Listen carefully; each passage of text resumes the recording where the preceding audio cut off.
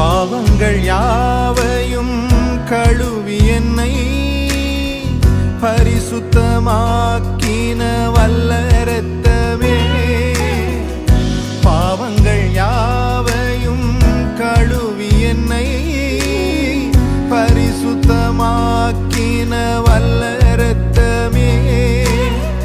சுத்த மனசாட்சியை எனக்கு தந்து, சுத்த மனசாட்சியை எனக்கு தந்து, சுத்திகரித்த பரிசுத்த இரத்தமே, சுத்திகரித்த பரிசுத்த இரத்தமே.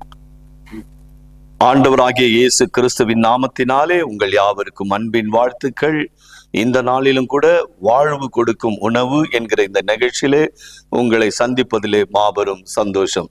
கர்த்தர் உங்களை ஆசீர்வதிப்பார். இன்றைக்கான வேத பகுதிகளை வாசிப்போம். அப்போஸ்தலர் நடபணிகள் 9ஆம் அதிகாரம் முதல் 5 வசனங்களை நாம் வாசிப்பதை கவனிப்போம்.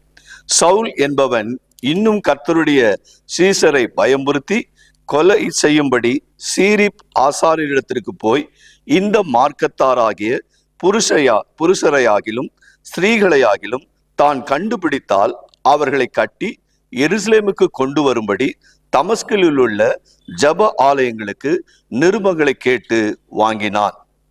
அவன் பிரயாணமாய் போய் தமஸ்குக்கு சமீபித்த போது சடிதியிலே வானத்திலிருந்து ஒரு ஒளி அவனை சுற்றி பிரகாசித்தது. அவன் தரையிலே விழுந்தான். அப்பொழுது, சவுலே, சவுலே, நீ என்னை ஏன் துன்பப்படுத்துகிறாய் என்று தன்னுடனே சொல்லுகிற ஒரு சத்தத்தை கேட்டான்.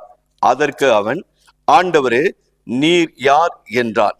அதற்கு கர்த்தர், நீ துன்பப்படுத்துகிற இயேசு நானே. முள்ளில் உதைக்கிறது உனக்கு கடினமாம் என்றான்.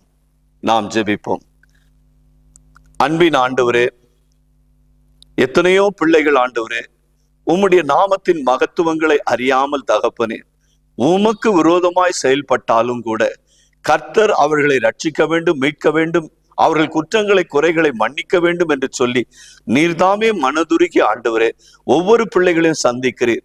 அன்றைக்கு உம்முடைய பிள்ளைகளுக்கு விரோதமாய் எழும்பி நின்ற சவுல் பல பேரை துன்பப்படுத்தின பொழுதும் வேதனைப்படுத்தின பொழுதிலும் சவுலோடு கூட நீர் இடைப்பட்டு பேசி சவுலை சந்தித்து அவரை ரட்சிப்புக்குள்ளே வழி நடத்தினீர்.